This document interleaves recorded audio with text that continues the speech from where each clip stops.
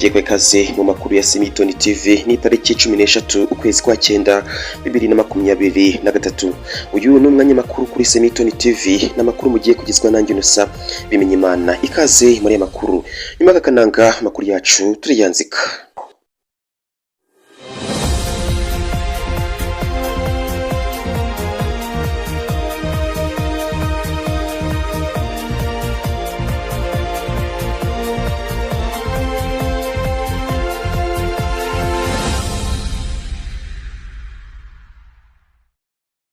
Munyimira makuru yacu tuyahereye hano mu Rwanda tubwire yuko Dr Jimmy Gasore usanzwe ari inzobere mu bumenyi bw'ikirere yagizwe minisitiri w'ibikorwa remezo asimbuye Dr Sayimana Ernest.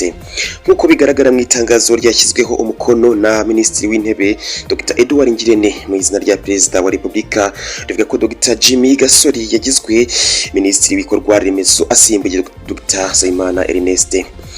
Dr Sayimana Ernest wari minisitiri w'ibikorwa remezo yayoboye minisiteri y'ibikorwa remezo kuva muri Mutarama 2022, akaba yari amazi amezi 20 ari ahawe inshingano zo kuyobora iyo minisiteri. Naho Dr Jimmy Gasore wabaye minisitiri w'ibikorwa remezo yabonye impamyabushobozi y'ikiciro cya kabiri cya kaminuza yakuye muri kaminuza y'u Rwanda mu bijyanye n'ubutabire mu mwaka wa 2008. Muyandi makuru ariko vugana mu Rwanda, reka tubabwire yuko urubyiruko rushishikarizwa gukunda gusenga ariko ntibanyibagirwe gukunda umurimo, kuko ngo umujene udasenga asenyuka, udakora bikarushaho. Ubu ni bumwe mu butumwa bwahawe urubyiruko gatolika rwo muri diocese gatolika ya Butare mu ihuriro ry'iminsi 4 rwagiriye muri paruwasi Kiruhura guhera tariki 6 Nzeri 2023. Muyandi makuru ari kuvuga mu Rwanda nuko abarimu 416 bitabiriye amahugurwa abongerera ubumenyi mu myigishirize y'amateka ya Jenoside yakorewe Abatutsi.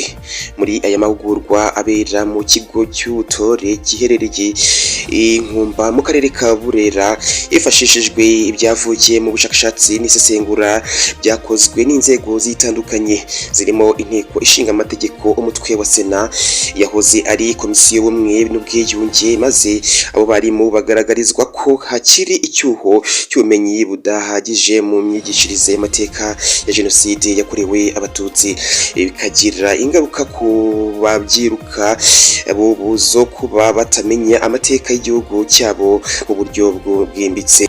Munyemerera makuru yacu tuyasoreze hanze y'u Rwanda, tubabwire yuko muri Libya imyuzure yibasiye ibice bitandukanye by'uburasirazuba bw'icyo gihugu ihitana abantu basaga 2,000, abandi baburirwa irengero nk'uko byatangajwe n'ubuyobozi.